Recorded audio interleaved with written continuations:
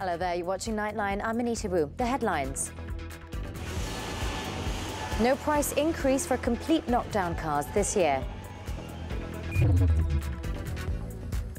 Controversial Sabah temporary pass to be scrapped. And China virus death toll rises to 17 as pandemic fears mount.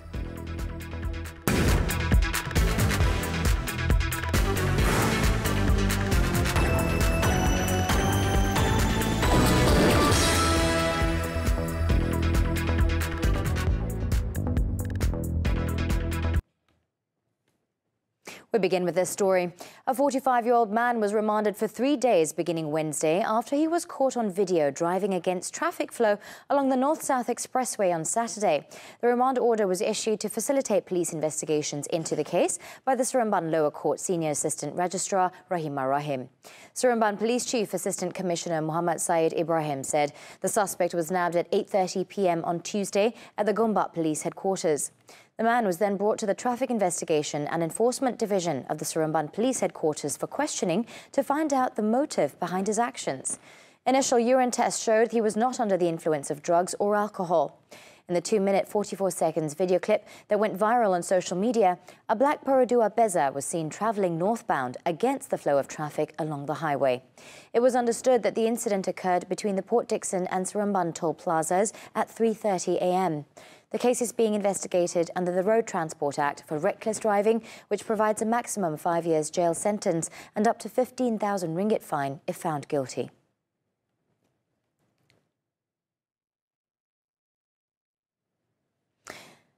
Our headlining story now. The Malaysian Automotive Association, MAA, announced that there would be no increase in complete knockdown CKD vehicle prices this year.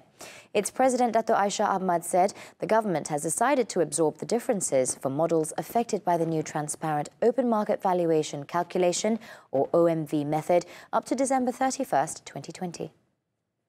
I think the industry hopes that will be what it will be, that there will be the increased demand in terms of car sales. But at the end of the day, we do not know for next year what is the quantum of increase. They are saying that it will be a gradual increase over a 5-year period.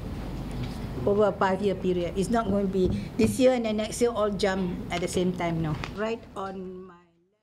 She said this during a media briefing on the MAA 2019 Market Review and 2020 Outlook in Kuala Lumpur on Wednesday. She added that further consultations will be done by the government, customs and industry players to determine the transparent reporting of the OMV after 2020, which might impact car prices next year. According to MAA's calculations, the government will be absorbing up to 33,000 ringgit per unit through the exercise. On a separate note, she said the revised National Automotive Policy, NAP, is expected to be announced in the first quarter of 2020. The Sabah government has cancelled the planned implementation of the Sabah Temporary Pass, PSS, to accede to the wishes of Sabahans. Chief Minister Datuk Seri Muhammad Shafie Apdal said this was decided by the State Cabinet and the decision would be conveyed to the Home Ministry.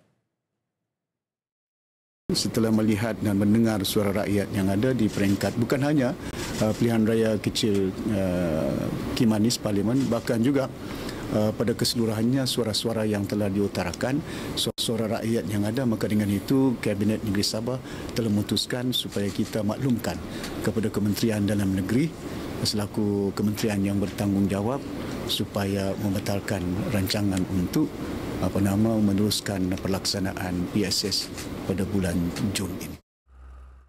In September last year, Home Minister Tan Sri Muhyiddin Yassin announced that the PSS would be implemented in June this year. This was to replace the 3 documents, namely the IMM13, Census Card and Kad Burung-Burung, issued to long-staying foreigners in the state. However, the plan received opposition from various quarters, especially the opposition parties, which made it an issue in the recent Kimanis parliamentary by-election campaign. The death toll from the Wuhan coronavirus has risen to 17 on Wednesday, as dozens more cases were reported across China and as far afield as the western United States, sparking fears of a possible pandemic. According to National Health Commission Vice Minister Li Bin, at least 470 new cases have been confirmed in the mainland, with 11 new deaths linked to the virus in Hubei, the central Chinese province of which Wuhan is the capital. More cases were also confirmed in the Chinese territory of Macau, Hong Kong and the self-governing island of Taiwan. Beyond China, Thailand has confirmed 4 cases, whereas the United States, Taiwan, South Korea and Japan have each reported 1. It is understood that there have been also reports of potential cases in Australia. In total, about 461 cases have been confirmed worldwide since the outbreak was detected in mid-December.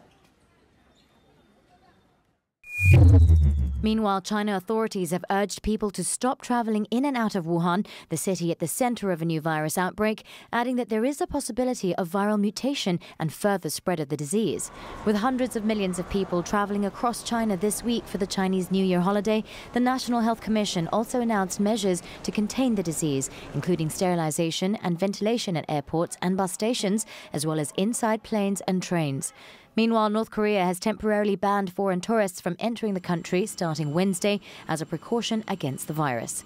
According to several foreign travel operators, the restriction is expected to last until a vaccine for the coronavirus is developed.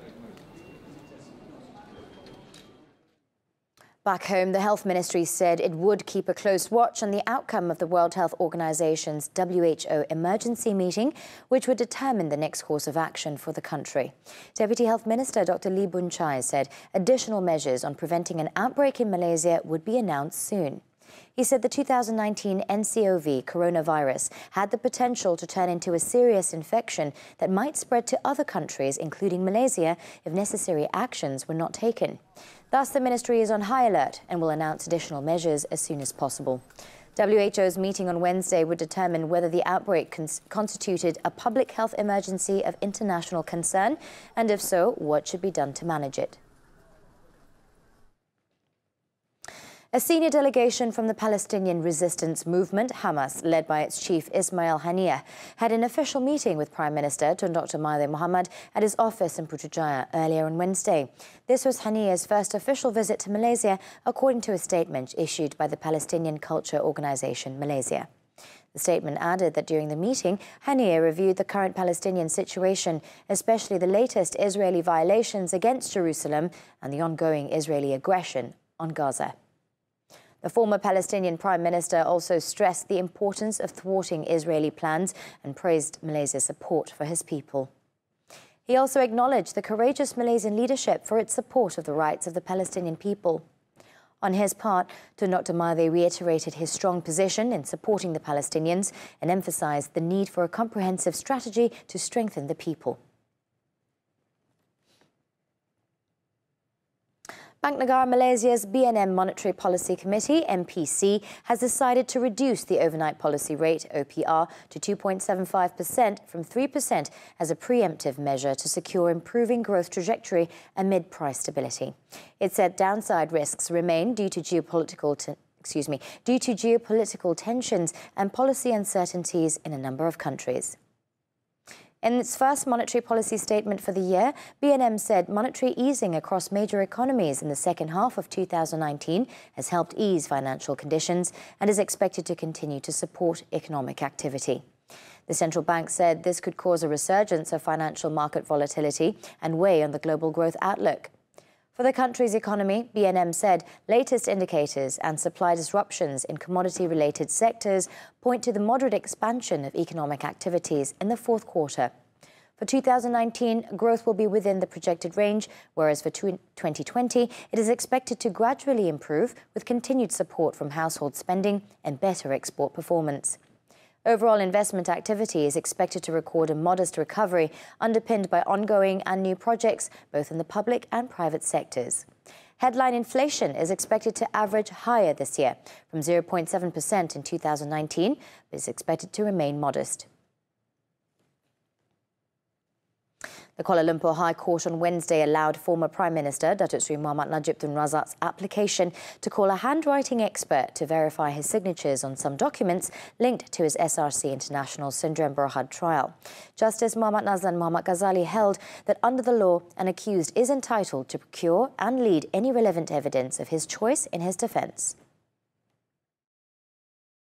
Justice Nazlan said in order to ensure the examination of the exhibits does not interfere with the proceedings of the case, the defence must arrange for the examination by the expert to take place next week. He said the examination should not be more than 2 days. He added the venue will be the court premises with representatives of the prosecution, defence and the court to be in attendance. Justice Nazlan also ruled that the prosecution is allowed to call a rebuttal witness as provided under Section 425 of the Criminal Procedure Code if they wish to do so. On December 9th, Datuk Seri Najib's lead counsel, Tan Sri Muhammad Shafi Abdullah, informed the court that the defence team would call a handwriting expert from Australia. This is to enable the expert to study the authenticity of several documents bearing Datuk Seri Najib's signatures, which had been tendered to the court.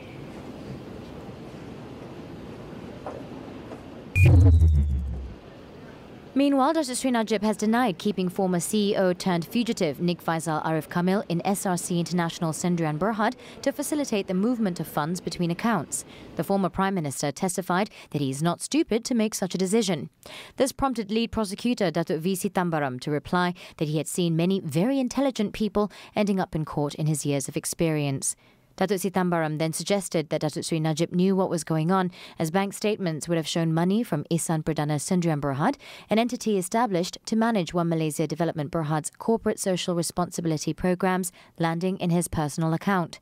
Datuk Seri Najib, however, stressed that the statements were not with him and there was no evidence to prove it.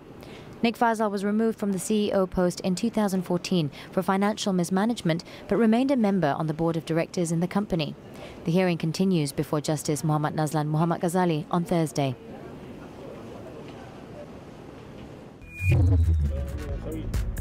Coming up after the break, a couple got the shock of their lives after coming home to robbers inside their house. More news next.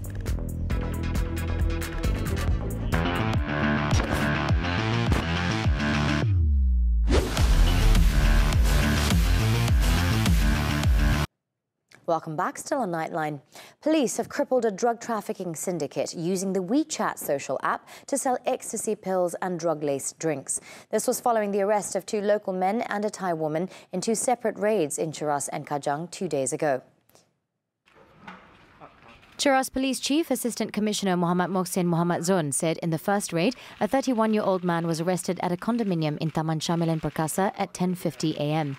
The suspect then led authorities to another condominium in Kajang at 1:50 p.m, where a 27-year-old man and a Thai woman aged 29 were nabbed.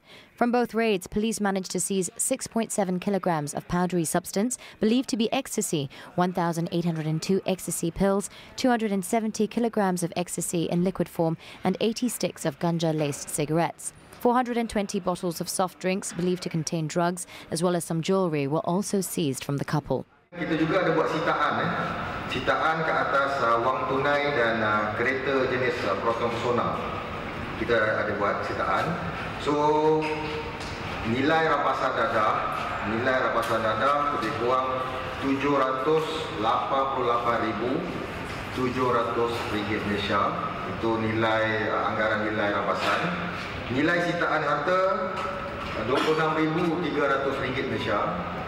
So jumlah keseluruhan yang kita rampas dan kita sita adalah RM815,000 Malaysia. The drugs seized were enough to supply for 196,800 users.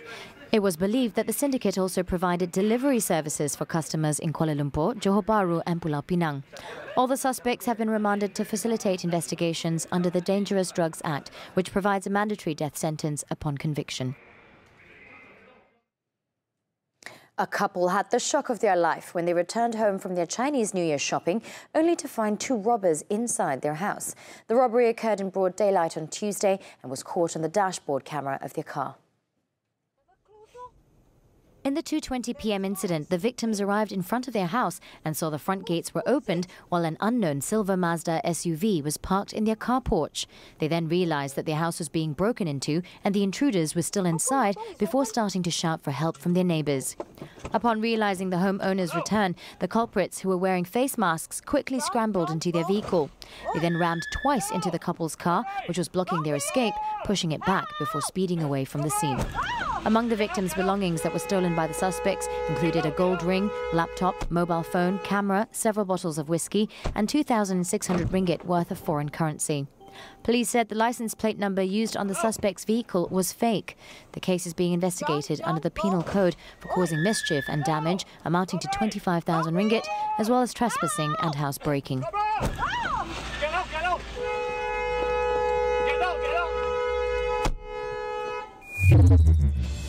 In Johor, a single mother was charged at the Johor Bahru Magistrates Court on Wednesday with the murder of her 3-year-old daughter.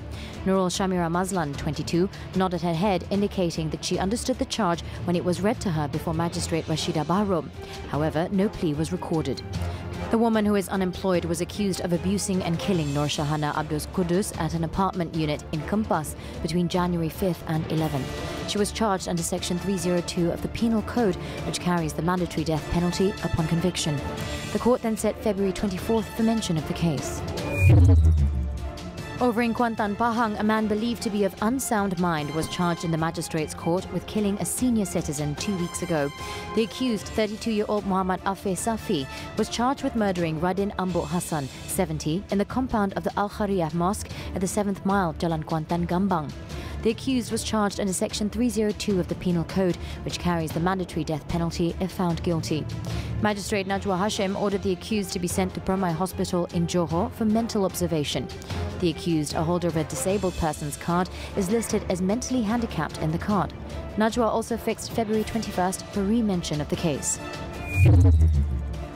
Whereas in Terengganu, a Pakistani national was charged at the Kuala Terengganu Magistrates Court on Wednesday with allegedly outraging the modesty of a female worker. Sarwar Nadim, 30, however, pleaded not guilty to the charge before Magistrate Nordiana Abdul Aziz. The boutique shop supervisor was accused of committing the offence against his 20-year-old female colleague in a car at about 4 p.m. on January 13th. He was charged under Section 354 of the Penal Code, which carries a maximum 10 years imprisonment or fine or whipping, or any of the two upon conviction. The court set February 5th for re-mention of the case and submission of documents and appointment of counsel.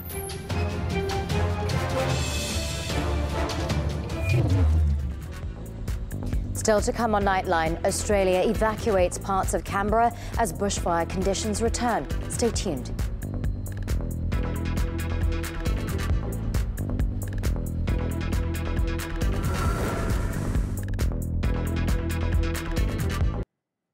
We're back with news on the foreign front. The Republican-controlled U.S. Senate voted early on Wednesday on party lines to approve the rules for President Donald Trump's impeachment trial, rejecting Democratic efforts to obtain evidence and ensure witnesses are heard.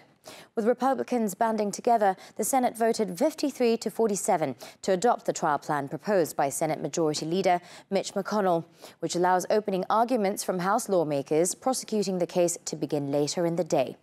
By the same tally, senators also rejected requests for subpoenas seeking the testimony of acting White House Chief of Staff Mick Mulvaney, former National Security Advisor John Bolton, White House aide Robert Blair and White House budget official Michael Duffy. Under McConnell's hastily revised set of procedures for the trial, there will be 48 hours of opening arguments, 24 hours for each side over 6 days, easing off an earlier plan to keep them to 2 days each.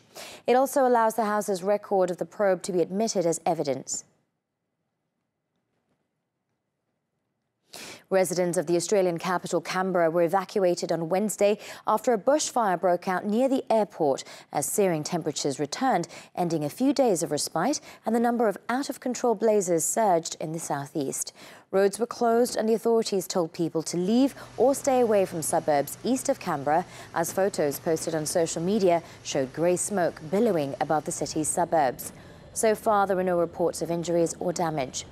In recent weeks, Canberra and the cities of Sydney and Melbourne experienced air quality rated amongst the worst in the world under thick clouds of bushfire smoke.